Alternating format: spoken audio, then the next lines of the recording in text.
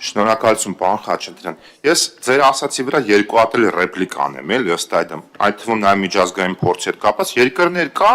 բան են անում, գումար են խաղարկում։ Կոնկրետ գումար են խաղարկում այն վարորդների համար, որոնք որ օրինակ ընդհանրապես տարվա կտրվածքով խախտում չեն ունեցել, այսինքն այդ խրախուսական մեխանիզմները շատ են։ Բայց ուզում եմ այդ վարորդական իրավունքի զրկման թեմային մի հատ չեմ մտաբերի, բայց եվրոպական երկրներում հաստատ մի քանի տեղ կա, չեմ կարա հիմա ասեմ, բայց ես կնայեմ հաստատ ուսումնասիրել եմ։ Պարոն Խաչատրյան, վարորդական իրավունքները ըստ 14,000-ի զրկումի վերաբերյալ, որ ասում ենք այո,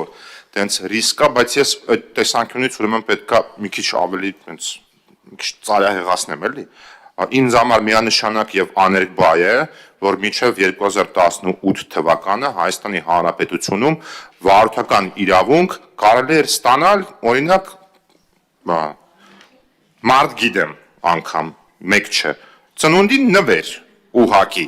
առանց գնալու որևիցե տեղ, ուղակի ծնունդի նվեր կարելի էր ստանալ, ինչը որ ծայրահեղացնում եմ, մի քիչ կներեք, ինձ համար միանշանակ է, որ այդ մարդը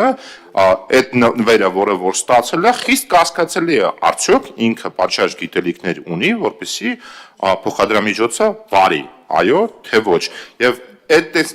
հասկանում եմ մի քիչ գրոտեսկ եմ անում, բայց դե հարց է ծագում, իսկ կարող է 14,000-ի մեջ կան մարդիկ, որոնք որ այդ իմ ասած X պատկերավոր մարդուն նման ուղղակի նվեր են ստացել իրանց վարորդական իրավունքը եւ չունեն պատշաճ գիտելիք, որպեսզի վարեն այդ փոխադրամիջոցը։ Շնորհակալություն։ Ես sense հասկացա, հարց։ Դուք նվեր արձանագրել եք ժամանակին վարորդական իրավունքի։ Բոլորս էլ Հայաստանում ենք ապրում, բոլորս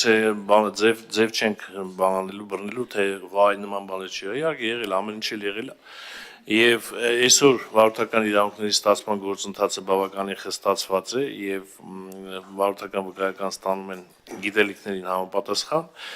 Պետք է ասեմ հետեւյալը, այն մարդիկ, ովքեր գիտելիքներ չունեն, պատշաճ վարորդական իրավունքի վկայականին համապատասխան, նրանք կամ զրկվում են, կամ անընդհատ տուգանվում են եւ մարդիկ էլ կան, որ այո քննություններով բարձր բալերով ստացել են այդ վարորդական վկայականը, բայց միևնույն է, նորմալ արհեստավար վարորդ չեն դառնում, դա էլ կա